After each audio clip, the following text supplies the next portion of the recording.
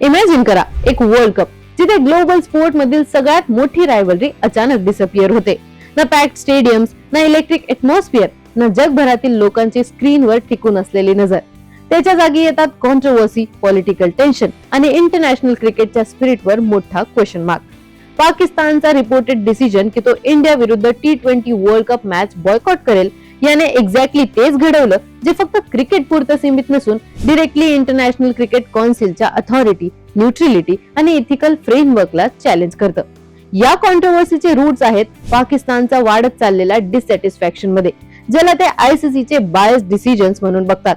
रिपोर्ट्सनुसार Pakistan cricket बोर्डने internally upcoming ICC men's T20 world cup मध्ये India विरुद्ध मॅच न खेळण्याचा ऑप्शन डिस्कस केला होता, एक फॉर्म ऑफ प्रोटेस्ट म्हणून. हा decision on field competition avoid करण्यासाठी नव्हता, तर एक मेसेज सेंड करायचा होता की ग्लोबल क्रिकेट गव्हर्नन्स मध्ये अनइक्वल ट्रीटमेंट होत असल्यास पाकिस्तानचा जो परसेप्शन आहे त्या विरोधात एक सिम्बॉलिक स्टँड आहे. आता हे सगळं कसं इथपर्यंत आलं हे समजून घ्यायला आपण बॉर्डर कॉन्टेक्स्ट बघितला पाहिजे. इंडिया, पाकिस्तान आणि ICC यांचे क्रिकेटिंग रिलेशन्स वर्षानुवर्ष पॉलिटिक्स आणि स्पोर्ट यांचा मिक्स मध्ये अडकले आहेत. बायलेटरल सिरीज अनेक वर्षांपासून सस्पेंडेड आहेत आणि दोन्ही टीम्स फक्त ICC टुर्नामेंट्स मध्ये समोरासमोर येतात. त्यावेळेस इंडियाचा कमर्शियल डॉमिनन्स वर्ल्ड क्रिकेट मध्ये प्रचंड वाढला आहे, ब्रॉडकास्टिंग राईट्स, स्पॉन्सरशिप आणि IPL मुळे.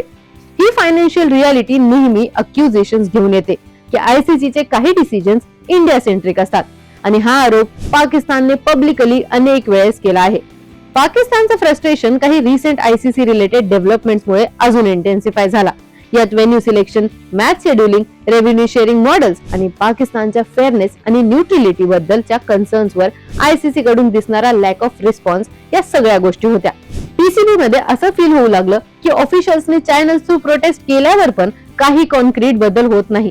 त्यावेळेस एक high profile match, specifically India versus Pakistan boycott करायची आयडिया समोर आली, जो फुल टुर्नामेंट मधून विड्रॉ होण्यापेक्षा एक स्ट्रॉंग सिम्बॉलिक ऍक्ट आहे. पण ही पॉसिबिलिटी समोर येताच ग्लोबल रिएक्शन आलं आणि ICCला पब्लिकली रिस्पॉन्ड करावं लागलं. आपल्या ऑफिशियल स्टेटमेंट मध्ये ICCने क्लिअर सांगितलं की सिलेक्टिव्ह पार्टिसिपेशन म्हणजे कोणत्या मॅचेस खेळायच्या आणि कोणत्या बॉयकॉट करायच्या हे ग्लोबल स्पोर्टिंग कॉम्पिटिशनच्या कोर प्रिन्सिपलचं व्हायोलेशन आहे.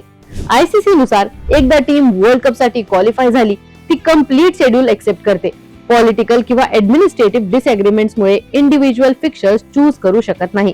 ICCने त्यांच्या कोर व्हॅल्यूजवर भर दिला, स्पोर्टिंग इंटिग्रिटी, फेअरनेस, कन्सिस्टन्सी आणि कॉम्पिटिटिव्हनेस. त्यांनी स्पष्ट केलं की जर कोणतीही टीमला स्पेसिफिक मॅच बॉयकॉट करायची परमिशन दिली तर टुर्नामेंटची क्रेडिबिलिटी डॅमेज होईल आणि फ्युचर ICC इव्हेंटसाठी एक डेंजरस एक्झाम्पल सेट होईल. गव्हर्निंग बॉडीने अंडरलाईन केलं की ग्लोबल स्पोर्ट्स लाईक युनिफॉर्म फ्रेमवर्कच्या आत ऑपरेट करावं लागतं, जिथे सगळ्या मेंबर्सला इक्वल ट्रीटमेंट मिळते आणि कॉम्पिटिशन पॉलिटिकल सिग्नलिंग पासून फ्री असतं.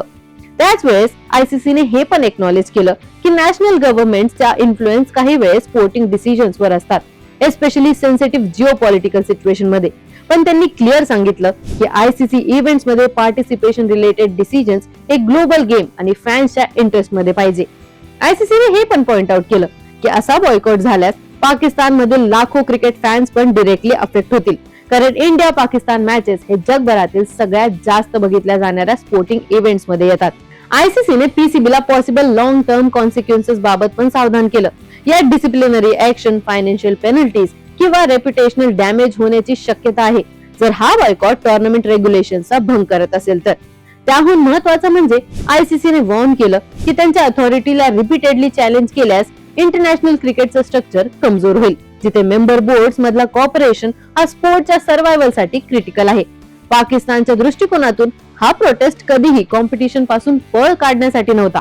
PCBच्या सोर्सेस नुसार बॉयकॉटचा उद्देश होता ग्लोबल अटेन्शन ड्रॉ करणं आणि ICC मध्ये असलेल्या सिस्टमॅटिक इम्बॅलन्सवर डिस्कशन फोर्स करणं. त्यांच्या मते जेव्हा स्मॉलर किंवा पॉलिटिकली आयसोलेटेड बोर्ड्सला ऐकून घेतलं जात नाही तेव्हा सिम्बॉलिक प्रोटेस्ट हा एक इफेक्टिव्ह टूल बनतो.